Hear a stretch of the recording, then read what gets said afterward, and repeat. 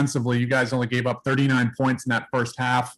How pleased with you? I know that was kind of a big emphasis coming out of the All-Star break in terms of defense. What did you like most about what you guys were doing on that side against Detroit? Yeah. Well, our effort was there. I'll give our guys credit for 48 for the most part. I thought the effort was there. We got a little lucky there in the second half. They found some rhythm. They started moving the ball to their credit, but we stuck with it. We continued to scramble and contest. I thought overall last night we contested more shots from three, even though they made threes and they took threes. More of those were contested than we had seen maybe on some of the road trip games. So we'll always protect the paint. That's our priority. We got to be better there. We were okay last night defensively, Sam. We're not where we need to be. And I think the effort was there, but the execution has to be better for us to make that step. We dealt with those issues today in film. Obviously, we can't do a whole lot on the court, but we have to be better in general. And our guys want to be better. And it's just a matter of putting in the effort and the focus to do it every night. Thank you. Rick?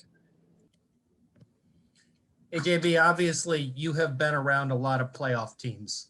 At this point, 36 games in, how do the Hornets resemble and not resemble what a playoff team looks like?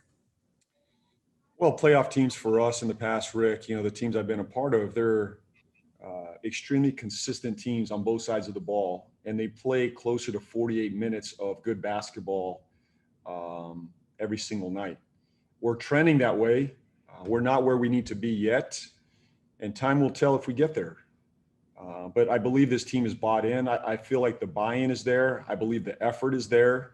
The focus now has to become more consistent, and that's in our detail, in our preparation on both sides of the ball. So,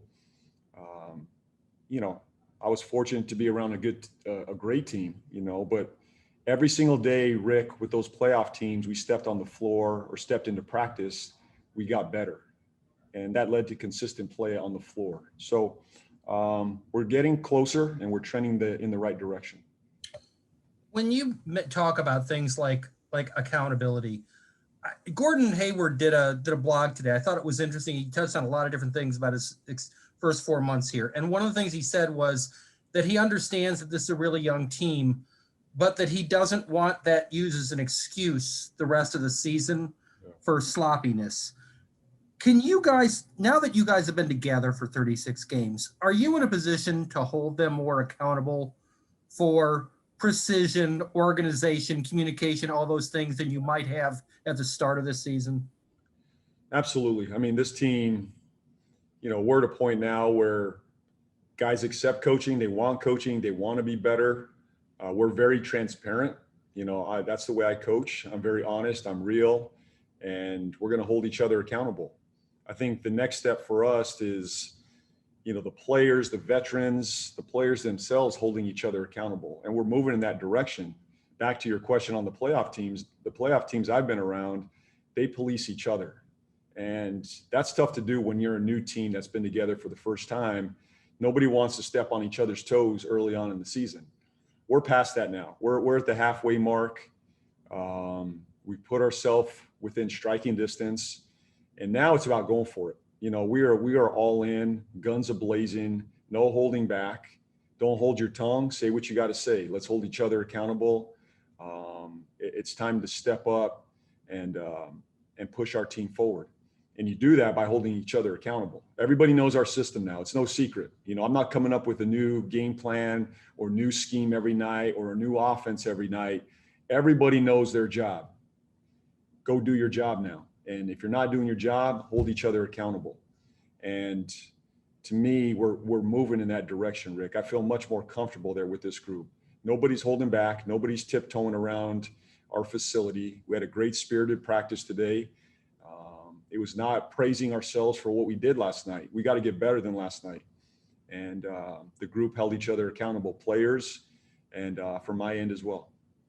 Is it difficult to get to that point when a team is new to each other? Yes. Because it's a relationship deal, and I think that's tough for new players to come in and try to, number one, learn a system, and then hold each other, hold others accountable to it. That's difficult. The veterans that have been here in the past, and even the young players, they need to step up and hold the group accountable. And I think they're doing that more and more. But for the new guys, that's a challenge, because it's new territory. It's like all of us, any of us on this call, when you enter a new organization. I think, Rick, you've been there forever. So, it's, you know what I mean? When you got to that place for the first time, you're just kind of tiptoeing around. We're beyond that now. Our guys are ready to step up and hold each other accountable. Thank you very much. Yes, sir. Rod? Yeah, JB, I'm just wondering, with the COVID rules and everything, just with your coaching staff this year, like, what's it like for you guys to be able to meet as a staff? Can you actually meet together? Is it stuff via Zoom? Like, how do you guys work that out as coaching staff this season? Good question. We are 6 feet apart. We're 6 feet apart. We're wearing masks. We do some Zoom. We do meet on the court, literally on the basketball court, just because it gives us more space. Last year, we met in my office a lot. But this year, just to space out, we are in chairs 6 feet apart. We roll out the TV on the court, and that's where we do our meetings. And I try to break it up, kind of half the group first, and then the second half of the group, after, just to space it out a little bit. So it's been challenging, but the staff's been great. My staff's been wonderful. They're doing a great job with our players, making sure they have what they need, and obviously making sure and taking care of me and making sure that I'm prepared and I'm ready every single day. So